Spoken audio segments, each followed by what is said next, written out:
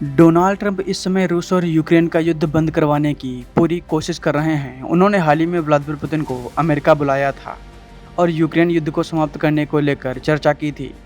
इसी बीच कहा गया था कि डोनाल्ड ट्रंप जल्द ही अगली बैठक व्लादिमीर ज़ेलेंस्की और पुतिन के साथ करेंगे। इस मीटिंग में तीनों देशों के नेता मौजूद होंगे, लेकिन अब एक ऐसी खबर सामने आई है जिसे देखकर ऐसा लगता है कि डोनाल्ड ट्रंप अब एक बार फिर पलटी मारते हुए दिखाई दे रहे हैं। डोनाल्ड ट्रंप की तरफ से आगामी बैठक को लेकर ऐसा क्या बयान दिया गया जिसने सभी को हिलाकर रख दिया है। ट्रंप ने क्या बोला, आइए आपको विस्तार में बताते हैं। वीडियो शुरू करने से पहले आपको बता दें कि फेक न्यूज़ के ज़माने में सतर्क रहिए और सही और सटीक खबरों को देखने के लिए आप अपने फ़ोन में दैनिक जागरण ऐप को इंस्टॉल कीजिए। यहाँ आपको सही और सटीक खबरें मिलेंगी। इसके साथ ही आप दैनिक जागरण के इस पेज को भी लाइक और सब्सक्राइब करें। चलिए वापस अपने टॉपिक पर आते हैं।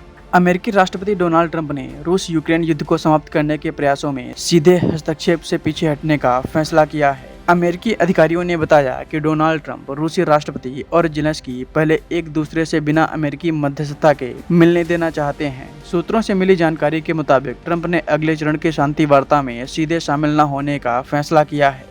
इसके बजाय वो चाहते हैं कि रूसी राष्ट्रपति व्लादिमीर पुतिन और यूक्रेनी राष्ट्रपति व्लादिमीर ज़ेलेंस्की पहले एक दूसरे से बिना अमेरिकी मध्यस्थता के मिलें। ट्रंप के इस बयान के बाद अब सवाल उठने शुरू हो गए हैं कि क्या ज़ेलेंस्की और पुतिन के बीच बातचीत होगी भी या नहीं। इस खबर को सुनने के बाद कई जानकार डोनाल्ड ट्रंप की इस नीति को वेट एंड वॉच की रणनीति बता रहे हैं। बता दें कि इसी बीच रूस ने यूक्रेन पर एक बड़ा हवाई हमला बोला है। इस हमले में यूक्रेन पर 574 ड्रोन्स और 40 मिसाइलें दागी गई हैं। इस हमले में एक व्यक्ति की मौत हो गई है जबकि 22 लोग घायल हो गए हैं।